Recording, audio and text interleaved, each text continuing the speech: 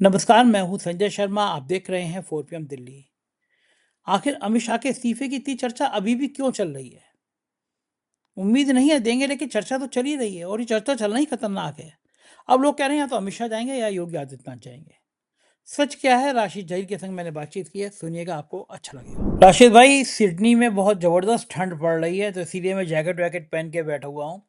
और आज जो मेरे चालक महोदय थे अजहर भाई, वो इंडिया के ही हैं, कलकत्ता के हैं। उन्होंने मुझे बताया कि यहाँ का जो प्राइम मिनिस्टर हैं, वो आपको यहाँ पे लाइन में लगे हुए रेस्टोरेंट में दिखाई दे जाएँगे, कि बिल्कुल सामान्य तरीके से मेट्रो में भी चलते हुए दिखाई दे जाएँगे।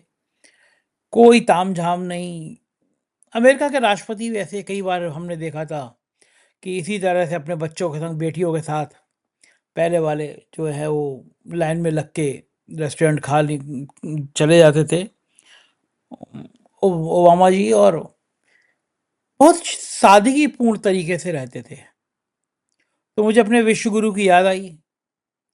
पहले उन्होंने कहा मैं एक ही दो गाड़ी से चलूँगा।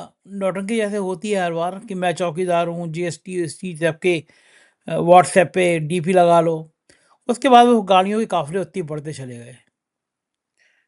मैं ये जानना चाहता हूँ कि कब देश में ऐसा आएगा कि हमारा प्राइम मिनिस्टर भी ऐसी सादगीपूर्ण होगा, वैज्ञानिक सोच वाले होंगे।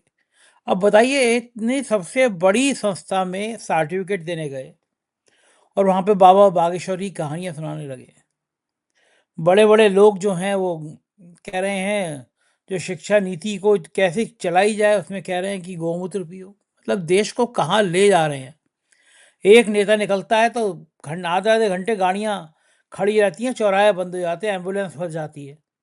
हमारे प्राइम मिनिस्टर साहब जो हैं विश्व गुरु जी, एम्बुलेंस को रास्ता तभी देते हैं जब चुनाव चल रहे होते हैं। क्या लगता है कि भारत में ऐसी कल्पना की जा सकती है कि नेता निकले और ये सायरन बजाते हुए, भोकाल बजाते हुए गाड़ियाँ ना आएँ, आगे-पीछे गनर, बंदूक वाले धकेआते हुए ना चलें? हालाँकि सुप्रीम कोर्ट ने भी एक बार कहा था नेताओं के लिए कि भई आप जनता के आदमी हैं, आपको गनर क्यों चाहिए? क्या लग रहा है यार, मुझे देख-देख के ये सिडनी में ये बातें सुन-सुन के अपना देश बड़ा याद आया कि कहाँ यहाँ का प्राइम मिनिस्टर और कहाँ हमारे प्राइम मिनिस्टर। क्या लगता है आपको? संजय सर, आपकी इस बात को सुनकर मुझे महात्मा गांधी की एक बात याद आ गई। 6 बार महात्मा गांधी जी से यह कहा गया है कि अपनी सुरक्षा ले लीजिए, और उसमें से हर बार महात्मा गांधी जी ने असैसिनेट करने से पहले कई बार यही गोड से हमले कर चुका था। 2 बार तो विफल हुआ है, 1 बार प्रोग्राम नहीं बना। हर बार उन्होंने मना किया। उन्होंने यही शब्द कहे थे जो आपने कहे कि भाई मैं जनता से चुना हुआ एक व्यक्ति हूं, या उनमें से आया हुआ एक व्यक्ति हूं, मुझे क्या जरूरत है, ये देश मेरा है। दूसरी तरफ ये वानगी है जो आपने अभी जिक्र किया कि जहां पर बच्चों के गलों में कुछ थोड़े से मेडल डालने थे, तो आईआईटी बॉम्बे और वहां को चलाने वाले लोगों ने एक गाइडलाइन ये जारी की कि बच्चे को मेडल पहनते वक्त कितना सर झुकाना है। इंग्लैंड का बहुत बड़ा अखबार, उसने इस बात को छापा है अपने फ्रंट पर। कल की खबर है कि बच्चे को सर झुकाने का भी प्रोटोकॉल तय कर रहा है वहां का प्रशासन। सीजीआई को मना ही कर चुका था, आपको मालूम ही है। उनके खिलाफ कुछ नारेबाजी ना हो जाए तो सीजीआई जा चुके थे। दूसरी बात, जिन बच्चों के गले में मेडल डलने थे, सुरक्षा का आलम यह था। आप तो कह रहे हैं कि अल्बनीज घूमते फिरते रहते हैं यहाँ पर, ये दुनिया भर के प्राइम मिनिस्टर। सुरक्षा का आलम यह था कि जिन बच्चों के माँ बाप अपने बच्चों के गले में मेडल डलते हुए वो उपलब्धियां पहनते हुए देखना चाहते थे, उनको बाहर कर दिया गया। सबके मोबाइल फोन्स, और तमाम बदहद यह है कि जो पेरेंट्स आए थे एक बार, उनके छाते भी ले लिए गए। प्रधानमंत्री जी आ रहे हैं, कहीं कोई काला रंग ना दिख जाए। मन में क्या काला रंग है, जहन में क्या काला रंग है, और वो निकलता है जबानों से, शब्दों से, उससे कितना काला हो जाता है समाज। अगर इस बात की परवाह कर लेते तो बेरोक टोक अपने देश में भी ऐसे घूमते और उनको हाथों हाथ लेते। ये राहुल गांधी, इनकी अभी की बात नहीं कर रहा हूं मैं, देश में और विदेश में भी दर्जनों यूनिवर्सिटीज हैं, हाथ में माइक लिया और लंबा सा रैंप है और बच्चों के बीच में चले जाते हैं। मैं पर्सनली जानता हूं, राहुल गांधी की सुरक्षा से जुड़े हुए लोगों ने, मैडम बोलते हैं उनकी वालिदा को, उनको शिकायत की है पर्सनली कि राहुल गांधी सिक्योरिटी ब्रीच करके लोगों के बीच में पहुंच जाते हैं। हम बहुत परेशान रहते हैं राहुल गांधी से, और राहुल गांधी पे बाकायदा वो बहुत सारे कंटेम्प्ट बनते भी हैं, जो सिक्योरिटी देने वाली जो फोर्सेस हैं वो कहती हैं, लेकिन उस आदमी का मन करता है बीच में चले जाए। तो प्रधानमंत्री जी को इतने ज्यादा उस मतलब सिक्योरिटी क्यों है, क्या है, ये तो आने वाला वक्त बताएगा। लेकिन जब अंदर से डरा हुआ होता है ना आदमी, तो फिर पता ही चलता है कि आज मेरे ख्याल से 16वां दिन है, 19 बैठकें हैं, वहां पर मोदी जी और अमित शाह गायब हैं, जहां से कहा जा रहा है कि यहाँ के लिए तो आप चुने गए हैं, आपको चुनकर भेजा है। जब वहीं उस पंचायत में नहीं जा पा रहे हैं, तो आप कैसे उम्मीद कर सकते हैं कि सड़कों पे चले जाएं, लोगों के बीच में चले जाएं। बल्कि प्रायोजित होती हैं वो ऑस्ट्रेलिया और इंग्लैंड की और तमाम अमेरिका की वो भीड़। कई बार भीड़ से एक अंजना ओम कश्यप है, उन्होंने पूछ लिया अमेरिका के उसमें, अरे भाई आपको कितना अच्छा लग रहा है मोदी जी आए हुए, तो वो अपना म्यूजिक इंस्ट्रूमेंट बजा रहा था, बोला अरे मुझे बुलाया पैसे दे के भाई बजाने के लिए, मुझे क्या मालूम कौन आ रहा है। तो उनका चेहरा इतना सा निकल गया। तो ये सब लोग जो है तैयारी करके आ जाते हैं, प्री प्लान करते हैं, टेलीप्रॉम्प्टर के बिना बात नहीं करते। ये तो संजय सर आपको सलाम है कि आप बैठ जाते हैं और मन की भड़ास अपनी आंखों से जो देश में देखते हैं, बिना टेलीप्रॉम्प्टर के बोलते चले जाते हैं। ये तो आपको सलाम है। जी सर। नहीं, नहीं, मैं कोई ऐसी ज्ञान की बातें मेरे पास होती भी नहीं है, ना मैं इतना ज्ञानी हूँ, बस मैं सहज होके जो समाज में चल रहा होता है, मैं वही पूछता हूँ। जैसे यहाँ पे मुझे बताया गया, मैं खाना खाने गया रेस्टोरेंट में, कि मोदी जी जब आए थे, तो भीड़ कहाँ से लाई गई थी। यहाँ सब बच्चे-बच्चे को पता है सिडनी में। और मुझे तो आज कोई ये भी बता रहा था कि जिसने ये पूरा प्रोग्राम अरेंज किया, जो एक नया इंडिया बसाने की बातें कर रहे थे, जिसके हमारे यहाँ शो हो रहे थे कि नया इंडिया बसा रहे हैं मोदी जी, वो कई रेप के मामलों में जेल चला गया मोदी जी के जाने के बाद। तो उनका जो मुख्य प्रायोजक था, कल और पोस्ट करूँगा मैं इस बात को, तो जो मुख्य आयोजक था वो शायद विश्व हिंदू परिषद से भी जुड़ा था, और वो रेप के मामले में जेल चला गया। दूसरा एक बात और पता चली, बहुत बढ़िया वाली है, मैं कह रहा था ना मैं ऑस्ट्रेलिया जाऊँगा तो ज़रा पड़ताल करूँगा। वो बात ये पता चली कि साहब ने ये निर्देश दिए गए थे साहब की तरफ से कि कोई भी भारतीय ड्राइवर नहीं होगा गाड़ी में, काफ़िलों में।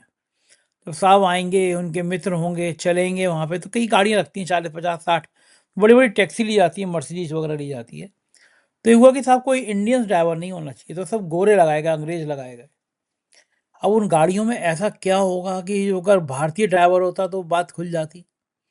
काले शीशों के पीछे कौन-सा सच होगा? कौन से प्राइम मिनिस्टर वहाँ पे बियर पी रहे के जा रहे होते, जो कोई इंडियन देख लेता, ताश खेल रहे होते। कुछ भी तो नहीं कर रहे थे, सीधे-साधे आदमी हमारे मोदी जी। लेकिन इतने इंडियन से नफ़रत क्यों ऑस्ट्रेलिया के बाहर जाके कि भई नहीं होगा। मेरे पास पुष्टि नहीं है, लेकिन मेरे जो ड्राइवर ने बताई, मैं आपको वो बात बता रहा हूँ कि साहब नहीं होगा इंडियन, सब गोरे लगाए गए। अगर ऐसा है, ये खबर सही है, तो ये क्यों हो गई? क्या राज है, क्या गम है जिसको छुपा रहे हो? क्या मामला है राशिद भाई? शेर सुनाना है आज भी आपको कोई ना कोई? सर शेर तो खैर आ जाएगा सिचुएशन पे अपना आप ही, लेकिन बात यह है कि इंडियंस को ना लेना, बाहर के लोगों को लेना। मैं मुंबई में था, तो मैं अपना पर्सनली बात बता रहा हूँ, मैं भी इसको और ज्यादा पुष्टि करूंगा। जो व्यक्ति अपने मंत्रिमंडल में लफ्ज़ अहम किसी मुस्लिम को बर्दाश्त नहीं कर पा रहे, राज्यसभा से लोकसभा तक बीजेपी के खेमे में कोई मुस्लिम व्यक्ति नजर नहीं आ पा रहा है, कोई विधायक को टिकट नहीं दे पा रहे हैं, तो जाहिर सी बात है जब अपने लोगों में ऐसी तफरीक है, ऐसा फर्क है, तो फिर क्या बचता है। शायर का एक शेर याद आ गया अचानक। देखिए आपने कहा, आपने भी, अगर भारतीयों का प्यार नहीं मिलेगा ना, तो इसके ऊपर मुताल्लिक है ये कि हैरत है मेरे पास कुछ भी नहीं बचता, हैरत है मेरे पास कुछ भी नहीं बचता, मैं तुझे जब भी अपनी जात से तफरीक करता हूं, मतलब मैं जब अपनी जात से तुझे अलग करता हूं, मेरे पास कुछ नहीं बचता। तो अगर ठीक भारतीयों बात। को आप अलग कर रहे हैं तो क्या बचेगा। तो बाकी तो इनके मैसेज में मुस्लिम का होना, मैं तो खास करके शब्द इस्तेमाल में करना नहीं चाहता, लेकिन चूंकि मुंबई में एक मेरी दोस्त थी, उन्होंने मुझे बताया कि एक गुजरात में प्रोग्राम था, तो वहां कैटरर्स जो होते हैं उसमें एक लड़की मुस्लिम थी, उसको भी हटा दिया गया था। ये पुरानी बात है, मैं अपनी तरफ से नहीं कह रहा हूं, मुझे ऐसा बताया था, ना मैं जानता हूं ना मैं उस प्रोग्राम में था, लेकिन जो वहां शामिल लोग थे उनमें से एक व्यक्ति ने मुझे ये बात बताई। तो ये इतनी ज्यादा पहले से वो रखते हैं, तो जाहिर सी बात है भारतीय ड्राइवर हो जाएगा, ड्राइवर सारी बातें सुनता रहता है ना, तो डर ही होगा कि भाई अंग्रेजा गोरा होगा, ना समझेगा क्या क्या बातें चल रही हैं। तो ये एहतियात रखते हैं, इनकी एहतियात तो बहुत जबरदस्त है, ये तो आप जानते ही हैं। तो लेकिन इन्हें इतनी ज्यादा एहतियात की जरूरत नहीं है, देश ने हाथ खोल करके प्यार दिया था। वो भले ही ड्रामे में आए थे, गुजरात का बाकायदा रखा था पूरा का पूरा सिनेरियो, देश ने दिया था, चाहते थे उसे समेट लेते भर भर के, लेकिन नफरतें बांटने वाला व्यक्ति या नफरतें छोड़ने वाला समूह वो कहां कर सकता है। मैं तो बारहा अपने 4 PM के प्रोग्राम्स में ऐसे बातें करता करता सर, कई बार आपने कभी देखा हो तो मैं मोबाइल खोल देता हूं, अगर आप कहें मैं अब भी खोल दूंगा, और वहां पर सिर्फ आरएसएस के जो 2 चैनल हैं, 5 जन्ने और ऑर्गेनाइजर, मैं दावा करता हूं कि पिछले 3 महीने में 4 खबरें ऐसी नहीं होंगी जिसमें आपको यह बात नजर नहीं आएगी कि अब्दुल लड़की के साथ पकड़ा गया, मुरसलीन बम पकड़ लेकर पक, सारी खबरें ये हैं। जो इनकी मात्र, मैं कह सकता हूं इनकी जो जननी है, उनके अखबारात, उनके मुखपत्र जब ये बातें निकालते हैं, जैसे चाइना का मुखपत्र है ना, वो इनकी बातें ही वो निकलती हैं सारी की सारी नफरतों की, तो फिर इनको कहां नजर आएगा। वो है ना कि एक भूखे से पूछा था सर किसी ने कि 2 और 2 कितने होते हैं, तो वो बोला 4 रोटी। मैं आपको कई बार बता चुका हूं। तो जैसा अंदर से होता है व्यक्ति, वो वैसा ही ख्याल भी करता है। तो चाहते तो देश के अंदर प्यार की कमी थोड़ी ना थी, हमने तो वासुदेव कुटुंबकम के मामले पर अमल किया है, और आज भी ऐसा ही मामला है।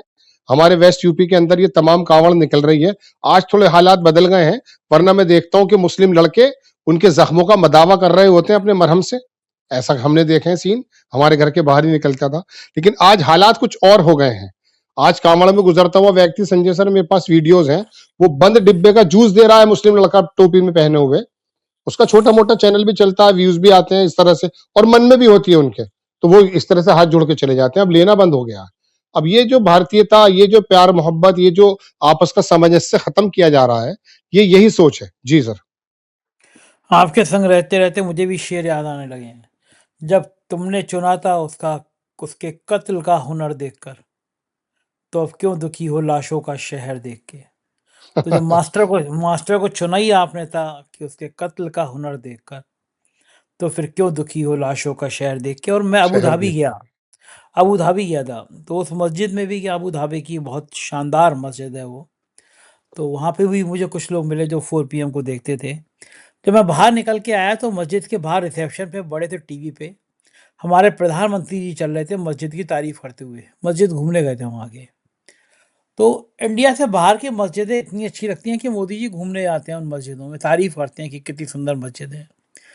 और इंडिया की मस्जिदों के नीचे बड़ी संख्या में लोग ऐसे हैं जो मस्जिद के नीचे मंदिर है ये ढूंढ रहे हैं अभी भी।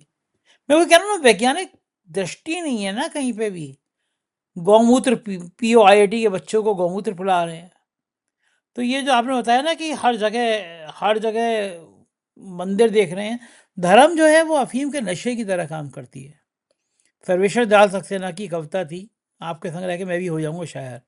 सर्वेश्वर दयाल सक्सेना की कविता थी, गोली खाकर एक के मुंह से निकला राम, दूसरे के मुंह से निकला अल्लाह, तीसरे के मुंह से निकला यीशु, चौथे के मुंह से निकला आलू। पोस्टमार्टम की रिपोर्ट थी कि पहले तीनों के पेट भरे हुए थे। और कहा भी गया है, खाली पेट होत ना भजन गोपाला। जब पेट में कुछ होता नहीं है तो भजन भी याद नहीं आते। सबसे बड़ी चीज़ जो है वो रोटी है। खैर, एक दूसरे मुद्दे पे बात करेंगे। राहुल गांधी प्रयागराज में क्रांति करी उन्होंने, और जो जैन जी वाले मुद्दे को, इस आंदोलन को जिस तरह से आगे लेके जा रहे हैं राहुल गांधी, उसने खतरे की घंटी तो बजा दी है। प्रयागराज में पहले परमिशन नहीं दी गई, फिर बताया जा रहा है सीवर का पानी छोड़ दिया गया ग्राउंड में। लेकिन जो इंसान बारिश के भीगते हुए बारिश में, जाड़ों के दिनों में कश्मीर, कन्याकुमारी से कश्मीर तक की यात्रा कर सकता है, बर्फ़ पड़ रही है, वो टी शर्ट में घूम रहा है, वो छोटे मोटे पानी से और गंदे पानी से, गंदे चीज़ों से, इन सब से डर जाएगा क्या? क्यों सरकार सोचती है राहुल गांधी को डरा देगी वो? सर ये बिल्कुल सही कह रहे हैं आप। ये तो कल राहुल गांधी की जो इलाहाबाद के अंदर प्रदर्शन हुआ है, उसके बारे में बड़े जिक्र है, बड़े लोग बता रहे हैं। इन लोगों ने कुछ भी कोशिशें की हों, अलबत्ता इलाहाबाद के लोगों ने हाथों हाथ लिया और वहां से क्रांति, और वहां पर जो लोग हैं, इलाहाबाद, वर्धा, 2 जगहें ऐसी हैं जो आरएसएस की भी, वामपंथियों की भी और देशभक्त के लोगों की ये राजधानी रही है। इलाहाबाद में शानदार यूनिवर्सिटी है, बेहतरीन इतिहास है और सभी लोगों को जगह दी है। वहां पर राहुल गांधी का जिस तरह से इस्तकबाल हुआ और जो उन्होंने स्टूडेंट्स की शिकायतों को बुला करके अपने सामने रखा है, उससे पूरे देश के अंदर दो वाकई मूक बधिर जो स्कूल हैं, उनके बच्चे भी सामने आ रहे हैं। तो ये कुछ भी करते रहे, परमिशन को हटाते रहे, परमिशन को देते रहे मजबूर होकर के, तो उनकी तो एक आंधी निकल चुकी है, वो तो चीज तलवार म्यान से बाहर आ चुकी है। अब राहुल गांधी इसे किस तरह से ले जा सकते हैं, आगे कितनी आगे जा सकती है। सबसे बड़ी बात यह है कि उत्तर प्रदेश में, इलाहाबाद में और इस पूरे रीजन में ये उम्मीद करना कि कांग्रेस का इस प्रकार से दोबारा से उदय होना या उन लोगों का इकट्ठा हो जाना जो अब तक भाजपा के रंग में रंगे हुए थे, ये वाकई बड़ी हैरत की बात है। चिंता भी है, बहुत बड़ी चिंता है, लेकिन ये चिंता योगी आदित्यनाथ के लिए पहला सूचक है। और शुरुआत में समझा भी जा रहा था, लोग विचार विमर्श भी कर रहे थे सर, कि पहली प्रॉब्लम अगर योगी आदित्यनाथ तक आती है तो कभी कभी क्या होता है कि भाई लोगों का गुस्सा शांत हो जाता है। ये बीजेपी की एक बहुत अच्छी रणनीति है, हालांकि है तो उनकी दो, लेकिन एक याद दिला देता हूं कि जब कभी आपको लोगों को गुस्सा नजर आए तो आप ये काम करें कि मंत्रिमंडल चीफ मिनिस्टर सहित बदल दें। बहुत हद तक जो वो गुबार होता है वो नीचे आ जाता है, क्योंकि जाहिर सी बात है लोकल का जो दरोगा होता है उस पर ज्यादा गुस्सा होता है आम लोगों को, उन्हें पता नहीं होता डीआईजी कौन है, तो ये लोकल के लोग बदल देते हैं। तो अब इनको लगा कि जितना भी जुआर है, जितना भी गुस्सा है, इसका सारा नजला अगर योगी आदित्यनाथ पे उतर भी जाता है तो हम लोग फिर शांत हो जाएंगे, हमें लगेगा, लोगों को लगेगा सजा दे दी है, उसके बाद कोई दूसरा चेहरा ले आएंगे।